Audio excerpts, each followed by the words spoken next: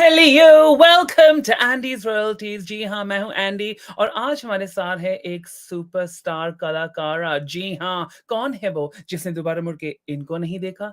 ऐसा तो कोई है ही नहीं दुनिया में जो इनको नहीं देखेगा। इतनी खूबसूरत, इतनी हसीन, इतनी फैंटास्टिक एक्ट्रेस और डांसर और all around just amazing human being. Please welcome Sunny Leone to Andy's royalties. Hello, thank you. I love that introduction. Welcome, Sunny. I mean, we were just talking before about how we haven't seen each other forever, and I was just like, "Hey, do you want to come on the show, please?" And you were like, "Yeah, sure."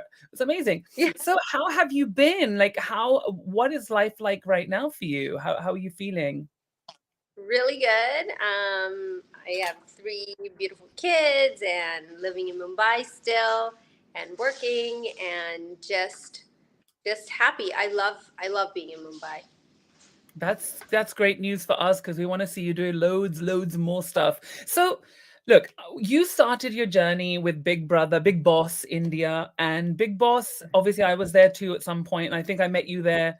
Um, so, what was that like being in a really? I mean, I know we're going quite far back, but what was that like actually being in a different culture, in a show that you recognize, but in a different culture completely?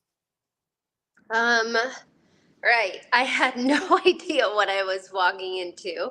I don't think anybody does until you're in the thick of it and you've been there for a few days and then reality sinks in, no pun intended, where you're like, oh, this is what it's like.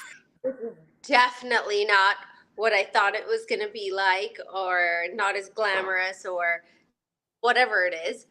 Yeah. And it's definitely a huge learning experience for sure. You learn a lot about human psychology and the great human experiment that happens inside the house. And yeah, so it was definitely a learning experience. I remember when I got out of the house, my mother-in-law was like, "You sound like a traumatized child." I was like, "Oh, I might be traumatized. I am." I was going to like the local shops buying a pressure cooker and soya balls and figuring out how to cook all my food in the pressure cooker because that was one of the only things that I could figure out in the house. And yeah, it was definitely one of the most enlightening, crazy, horrible, lovely experiences of my career. And it only got better after that. Well, this is true. I mean, we recently saw you on Big Boss OTT selecting people to go inside the house, and you were very much sort of instrumental on some of the people. I mean, there was a moment when I think Abhishek Malhan was kind of dressed down by one of the jury members, if you like, and he was like, "You're full of yourself." Did you agree with a lot of the stuff that people were saying about some of the contestants there? Well, I think like the reason why all of us were there is we have different perspectives of life and we have different perspectives of how people should be or how they should act. And I think, you know, you have to take what people say with a grain of salt and not be so offended because his comment is just the tip of the iceberg, when it comes to what people say and what they do or how they react. And so I think like he was reacting to what he was seeing or how he felt. Um, I think he called him arrogant or something. He thought it was Mm. really arrogant. Yeah. So, I mean, he really was like, our brief on his character was that he was very confident, overly confident, and he was, but great. I think that it worked great in the Big Boss house for him to be overly confident, and which is why This I is said true. either going to go really well or you are going to just like self combust and it's going to go downhill for you.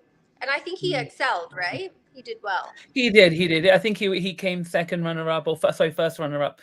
And the thing is, Pooja Butt was sitting there the whole time with you guys, and then she becomes a contestant. Like, what did you feel? Do you have any feelings about that? Like, what's that about? Yeah, lots of feelings. I didn't know that she was going to be a contestant. There was one thing that Salman had said, and then I kind of guest after that. But going on the show, I thought, oh wow, this is a nice coincidence.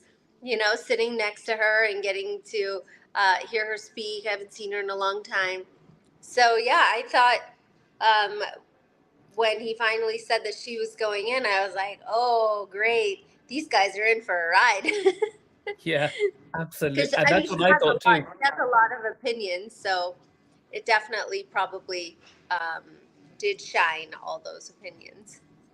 Now, everybody knows that you, well, they know you because you've been in so many leading roles. You've been in so many songs where they have really become huge successes because of you, your charisma, your uniqueness, your talent. And so, out of those songs, which songs are the ones that you think you would still listen to today? For instance, there's Baby Doll, there's Pink Lips, there's so many songs from your films, there's Lela Malela. Like, which song is still on the playlist, and which song is completely off the playlist now? Okay, I just want to say, I want to say my favorite song at this very moment is the one that we were in together. Woo! So we're singing a superstar. Oh my God, that was another Ages, moment. ages ago. And I just found out that my cook played that song at her wedding before I hired her. I had no idea. And she's like, look at this. And they were all showing me the videos. So that's a song that I do like hearing a lot. As far as my favorites go, Baby Doll's definitely up there. And then Layla, the other Layla, both of them. And yeah. Yeah, I mean, I remember once we were at a party in Dubai, and Baby Doll, the song came on, and you were like, not again. Yeah. You're just like, I You can't know, hear this song anymore. I know, everybody's so excited about the song and you hear it a lot. And I think when you walk into a room, people just assume that you just want to hear your own songs. I'm not so vain. I actually want to hear everybody else's songs. um, but I'm really happy that people supported the song so well. And it still does well. People loves hearing it. So whatever. Mm. It is what it is. Your dancing, your sexability, your gorgeousness on camera is so unctuous, and I think a lot of people love that about your songs. But at the beginning, was it hard to adapt into the industry of Bollywood? Yeah, absolutely. I'm still trying to figure out how to adapt. It's like everything changes all the time.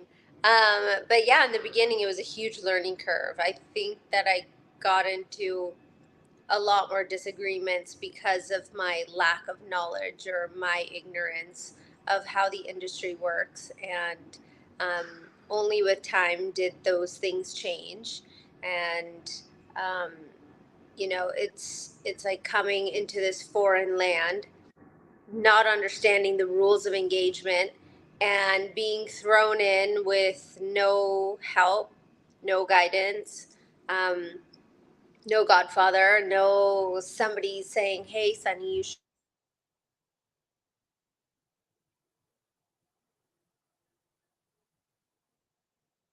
But it's done now. At that time it was difficult. Like in India, everything moves. Like the wheel is turning, but nobody knows how the wheel is turning. And you just have to figure it out and jump on the wagon. Otherwise, you just get left behind. So that's what A I try little to do. secret for you, Sunny. A little secret is everybody's on that same path. Everyone's thinking the same thing. Yeah, I'm sure. So, what would you say were, is there any glass ceiling moments in your life that you thought that maybe you couldn't get through a glass ceiling and then you did? Like, what was that like, and what were those moments? Has there been any? Yeah, recently going to Cannes, and my film called Kennedy, which is directed by Anurag Kashyap, got accepted at the Cannes Film Festival. It's one of the 50 films to be accepted, and we weren't in competition, but it was part of the official selection. That was unbelievable. I think I cried like every day through every interview because I just remember from where it all started and how it started and all the crazy and all the ups and the downs and the like just insane situations that I was put in, or that I was accused of, or all sorts of crazy stuff. And I kept thinking in my head, you can't take this moment away from me. You can't take this amazing, amazing moment and say that I'm not worthy, or that I didn't work hard enough, or that I didn't earn it on my own, which I did. And so, yeah, that was one of those. Standing on the steps at the Lumiere Theater all by myself was like unbelievable. Congratulations. It was quite a moment. And you really fit right in the way that you look like you belong there. I saw that whole segment and I was just like, wow, Sunny's on the red carpet again. I was totally enjoying it. I've actually did a sort of a show that I do called Fashion Fix, where I kind of look at all the outfits, and you're very much in there. And I was gushing over you for quite a while. You looked amazing, Oh, but more than that, you look like you were, you had a moment there, and that was really beautiful and wholesome. Really enjoyed yeah, that. So, yeah. talking about wholesome and beautiful, you've recent when I keep saying recently, but it's not recently because I mean, you're now a mom, like a full-fledged mom to three beautiful kids. So how has life changed since, being Sunny, single and, well, not single and free, well, double and free, because you've always been double since you've been in India. So, obviously we've got, your husband was there with you, but now you've got like a full-on family, you've got three beautiful children. How have things changed for you, like within the industry, but also life wise? Like, Um, Work wise, I mean, I wouldn't say like so much has changed work wise. Work is work, and something I tell my kids all the time is that I'm a better mother being a working mother than a mother that is at home. That doesn't fit for me. It's not my parenting style, not something that I want to adopt at this moment. um, so I'm a better person if I'm working. It keeps me happy. So, um, as far as personally goes, I am very organized. Everything's on a schedule. And even for my children, I think, we made this a point where we would have this schedule, so that they also knew this is when mommy and daddy come home. Or they also knew that these are our special vacation days, but mommy has to work this week and daddy has to go away this week. But, for 2 days here or 3 days there. So I think it's important that we never lied to them. We didn't tell them that, oh, I'm going to be only gone for a couple hours, but really, someone goes for a couple days. Um, so that didn't work for mm, us. So keeping them on a schedule so that we're really transparent with our kids, and um, then balancing it out. So it balances out itself with all the fun stuff and all the things like we still. I think we'll do this forever. We take our kids to school every morning and we pick them up every day. One of us is always there unless for some reason both of us are out of town, which is very rare. So we still do all of those things and taking them to their classes and play dates and all that, because we don't believe we want, a nanny to raise our kids. So it's changed in that way. But mhm. um, I mean, my house is a lot happier because when you see them and play with them, you're just happy all the time. That's amazing to hear. What your eldest, your daughter Nisha, she's adopted, and just to share, I don't know whether you've shared this before or if you want to, but what was that experience like? Um, just finding her and knowing that she's going to be yours. What was that? What was that connection like? How did you know that Nisha was yours? So we have this thing that we tell Nisha all the time is that actually Daniel and I didn't find her. She found us, God sent us the message that we needed to go get Nisha. And um, the way the process works here is it's not like you go somewhere and you just say, okay, I want this child.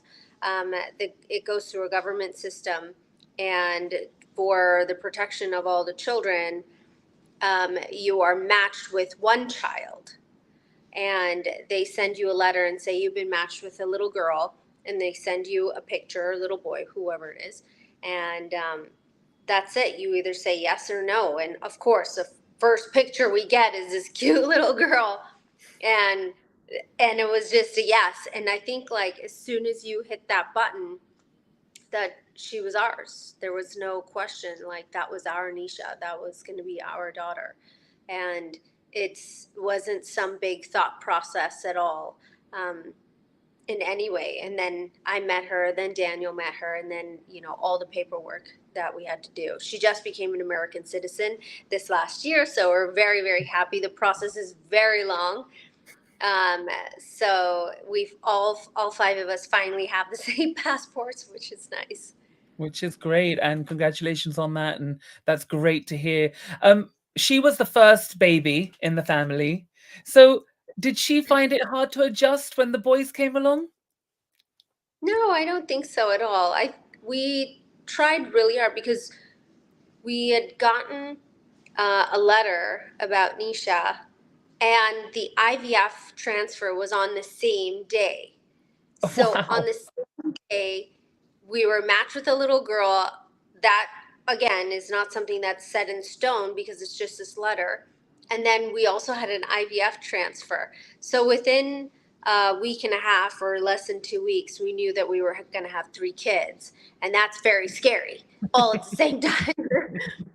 So we had Nisha with us for 8.5 months before she was introduced to Noah and Asher. But we did a lot of prep with Nisha, and then we also made sure that we spent um, as much time bonding with her and doing things with her and talking to her and like having her experience things so that she wouldn't feel uncomfortable.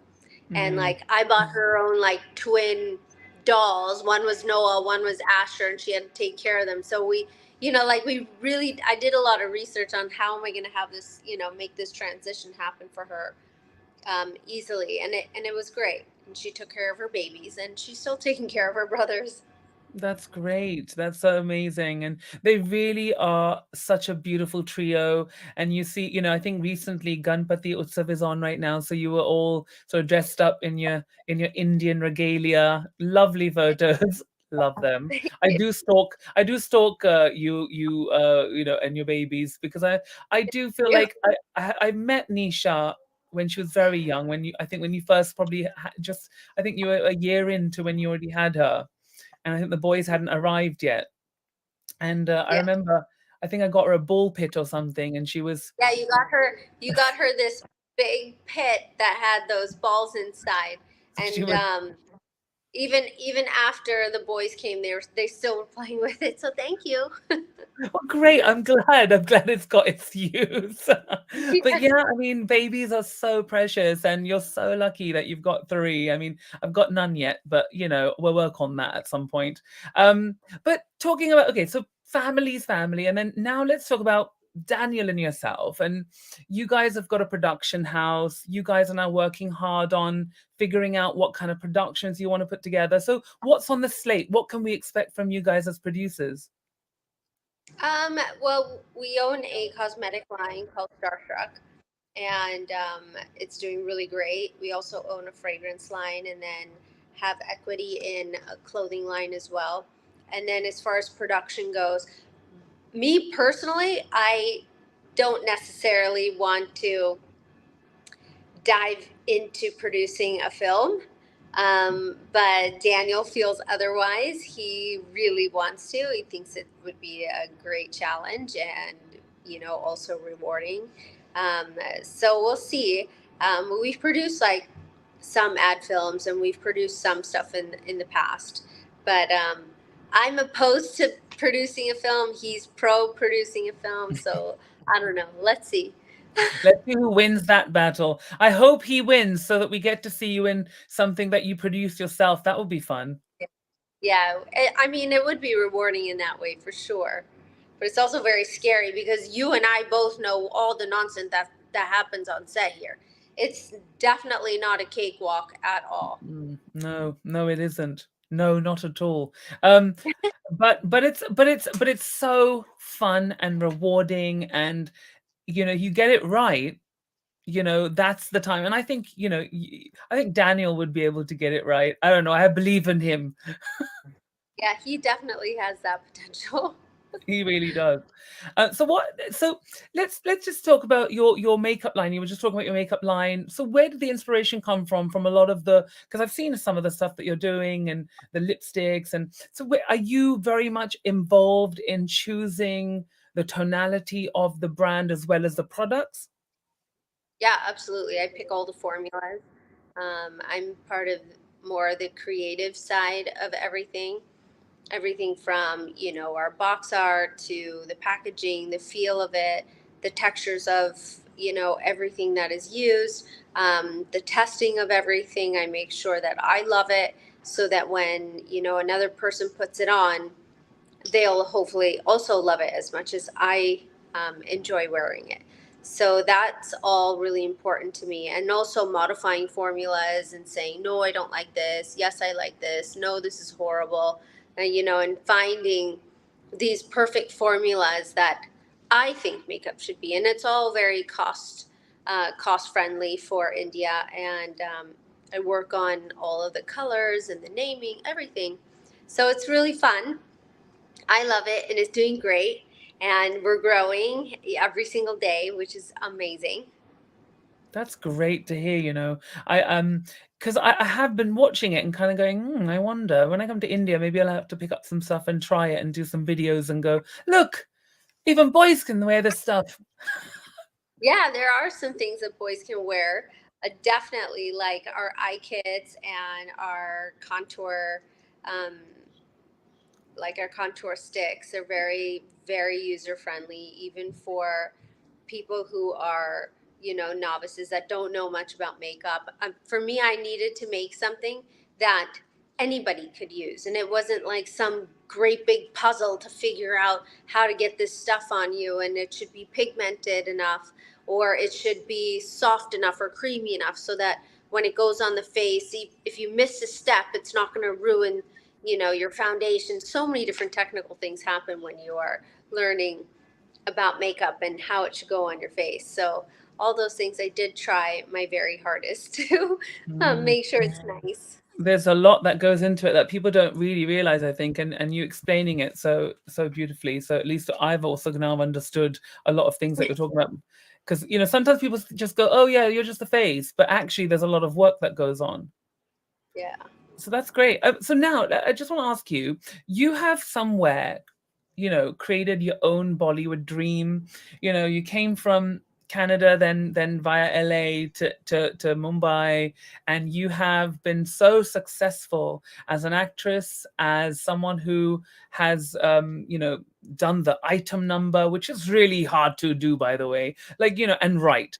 And you have somewhere hit that out of the ballpark so many times. So is there a formula that you can share with other people, or that want to maybe try what you did? Is there any advice for people that are starting their Bollywood journey now and kind of going, I want to do what she did?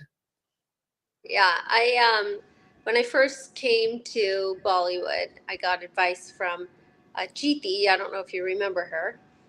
She was my hairstylist, and uh, this was within our first or second shoot together. And she turned to me and she said, "Sunny, don't say no to anything. Say yes to everything, good, bad, the ugly. Just do it. Just keep working." And it made a lot of sense for me at that time because I didn't know anybody. I didn't know what I was doing. And um, you know, those words really did hit home as far as working goes. So lots of songs did great, some songs didn't. Lots of movies did not do so good. Um, but the name of the game was to just keep working and keep putting myself out there, and people were interested, and just keep riding that train for as long as possible So for the people out there that are wanting to get into the industry, don't say no because you think it might not be the perfect project or it doesn't fit that list you've created in your head. Because, a lot of the work that I get, or let's say Kennedy with Anurag Kashyap, we were just talking about it. He didn't watch my films. He watched an interview I did. So he decided that he was going to cast me in his film based on an interview. Well, that interview was for what, a movie I did that flopped or didn't do that great, or, whatever it was. I was still um, still giving interviews, still doing media, still doing press. So everything amounts to something somewhere. And if it wasn't for that interview or that really horrible film or that, not so great song, whatever it was, he wouldn't have seen it because Mm. I was still going to be waiting for the perfect project. That perfect project doesn't exist. So that would be my advice to people out there. You just never know who's going to see what, how they're going to see you, how they're going to envision you, and just go for it and don't say no. And as long as you're not compromising who you are as an individual, whatever those morals are of that you set for yourself, or as long as you're not hurting someone, then just go for it. Dive in, work, hustle, go for it, get it. Get it. Um, you talked about a little bit about, all movies and all songs didn't go so well. Um, how does one deal with when you think something's gonna be amazing and then it isn't? Like, how is dealing with those things, and how do you pick yourself back up? You just keep working. You just keep going. Don't read everything online. It will destroy you. People are not nice at all. And at the end of the day, those people don't really know you. And you have to put it all in perspective into the grand scheme of life, like the long game, I guess you could say. Um, and you can't let it hurt you because there's so many people around you who are working to help you or working to get you work. And what I've learned is no one wants to hear you complain that you are not happy because it makes them feel like shit because they work hard. So Mm. um, it's definitely a challenging moment when you're like, oh man, my film didn't do good, or you just have to keep moving forward, I guess, like a little Mm. slow choo-choo train, just keep going. A little small, just like that, just like that. No, I get that. It makes sense to me. But at the same time, it kind of, there is that kind of inner, I don't know if I want to say saboteur, but there is sometimes when you kind of go, how did I not get this right? Like, how do you kind of find points of where you could have improved and then work on those things, or is it a case of swipe that away and let's start again?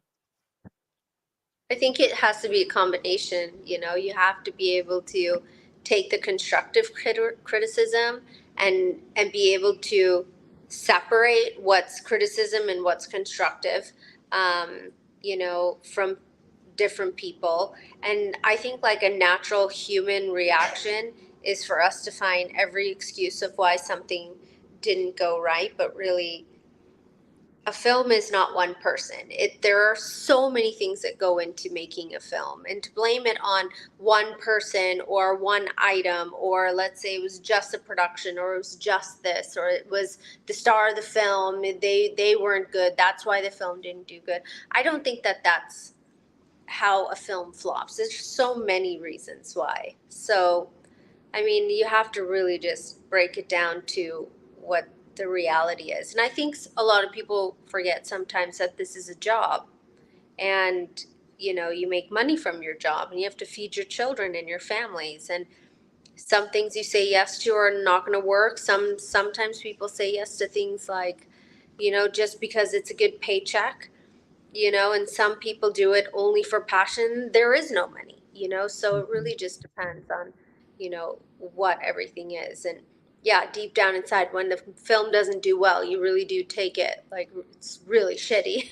But, But then you you have have to, but then you have moments when you're standing in a place that you thought maybe was not going to happen, and then you're there. So there's the ups and the downs, and I think from where I am standing or sitting and looking at you, I'm so proud to see Thank you you. represent yourself truly in some of the most amazing spaces on earth. And it's so good to see you grow like that. You know, whether that's from the movies we've done together, whether that's from just watching you also grow as an actress and really shine. And that's one thing you really do. And I think that comes from I'm just sharing that what I know of you is you have such a great, wonderful, generous, open heart that Thank you. not a lot of people would get to see it. And I think I just want to share that with everyone. Go, Sunny's heart is so big and so glowing. That's where her glow comes from for me. I mean, what would you say? I mean, where, you know, where do you get this goodness from, Sunny? I don't know, you, people like you. I think you just, you know, have to just love your life. And I think when you've gone through like shit and hell, it really just doesn't get any worse in some situations, that everything else just looks amazing. I think when you've gone through so much or you've been hurt so bad in so many different ways, that sometimes it's just like, you know, it just can't get any worse. That's already happened. So let's just look at the bright side. And I really truly believe that life is really short, and I want to secure my children's futures and work and have fun and just live life to the fullest for sure. That's a great message, and I'm so glad that you said yes to coming onto the show. And I Yeah, hope that I it wasn't could. even a question. You're like, do you want to come on the show? I was like, yes, I want to come on the show. Yeah, there was not even a second. It was like I said, "Do you want to come?" And she's like, "Yeah." I was like, "Okay, great, sort it." So you know, it was amazing. I hope that when you're coming up with something else, and I can kind of go, "Sunny, come and talk about it over here. Let's have fun." Um, Yeah, it would be great to see you again on the show. But obviously, I'll see you when if you're in Mumbai ever, and I'm there. Hopefully, fingers yeah. crossed. You're the one who doesn't come back to this side. You're like in a different world now, I think. This is true. This is true. Well, I'm definitely coming at some point. I won't say now online when, but I am definitely coming. I'll be like, "Are you here? Are you here?" Because I want to see the kids as well, 'cause I haven't seen them. But anyway, beyond that, but again, thank you for being on the show. And you are a ray of sunshine, in my life at least. And I think that pure energy, that pure generosity that you imbibe really reaches out to everyone through all of the cinema that you've created. And so I wish you like more success because you deserve it. If anyone in the world does, it's you, Sunny. And Thank I hope for you. you all of the greatness that and I know great things are coming. Like I know I don't need to ask you. That's definitely there's more to this story yet. But is there Yeah, anything that you not want to over. share at all? I don't know. I have a song that a remake of a Madhuri song that's coming up that I'm very scared. I'm very nervous because, you know, unfortunately everybody's going to compare, but hopefully we brought enough of my own flavor into it that they can appreciate the song for what it is and not compare me to one of the greatest dancers in the entire world. Yeah, that's always a hard one, isn't it? Like, no pressure at all. But we did shoot It- it in a different way that was, I think, going to be different from what the original was. So I guess we'll find out. That's new. That'll be out very, very soon. And then I have a couple of films that'll come out this year too, that are in a completely different space than what people have seen to me. So very excited about that. That is super exciting. Well, again, thank you for being on the show, and hopefully, I will see you soon. And if not, let's get you back on the show when these movies are coming out, so we can talk about them and get the messaging out there. But thank you again, Sunny. Is there anything to your fans out there you want to say before you leave? I love you so much. And keep watching this episode over and over again, so the amount of views goes so high that it'll just break all the records. Let's break the internet. Right. Yeah. Well, thank you again, Sunny. I don't want to take any more of your time for now. I know you've got babies to get to and put to bed. Are they already in bed? They must be already in bed by now. It's 9. Yeah, They're they're in done. bed. Yeah, mom is done for the night. Wow. You go get yourself some peace and quiet then in a corner somewhere and read a book. I don't know what you want to do with your time. Well, I wasn't going to say that, Sunny. I was trying to make us look like, we don't do those things. But yeah. No, gonna drink some soda. It's Yes. great. Yeah, that's exactly what I'm gonna do too. Right. Yeah. Lovely to see you. Hope you all the best. Of course, love, love, love always. Super heart for Thank you. you. And Thank take care you. of Love yourself you. and say hi to Dan. I will. Thank you. Bye bye. Namaste. Sorry. Namaste. Bye. So that was Sunny Leone, and how amazing is she, you guys? बहुत बहुत अच्छा लगा उनसे बात करके, बहुत amazing है उनकी जर्नी, बहुत अमेजिंग काम कर चुके हैं और जैसे आपने यहाँ पे सुना, उनका एक नया गाना भी निकलने वाला है और उसके साथ-साथ 2 मूवीज़ भी इस साल आने वाली हैं. So let's wish her all the best for those. And now coming up next is Sharlin Chopra. Sharlin Chopra जी का भी इंटरव्यू है. आज है 20 मिनट में. अम आज शरण चोपड़ा आने वाले हैं यहाँ पे हमारे साथ, तो प्लीज़ 20 मिनट में वहाँ पे हम मिलते हैं। पर उससे पहले आपको ये इंटरव्यू को लाइक करना है, आपको इस स्ट्रीम को लाइक करना है, इसको सब्सक्राइब भी कर लेना। अगर आपने सब्सक्राइब नहीं किया ना, तो वो भी कर लो क्योंकि व्हाई नॉट? अभी बहुत सारे सेलिब्रिटीज़ इंटरव्यूज़ आने वाले हैं। You don't want to miss those and वो घंटी भी है ना, वो भी बजा दो। Okay guys, take care of yourself, see you on the next interview with Sharan Chopra. Goodbye. See you later. Namaste yoga. Like, subscribe, comment, and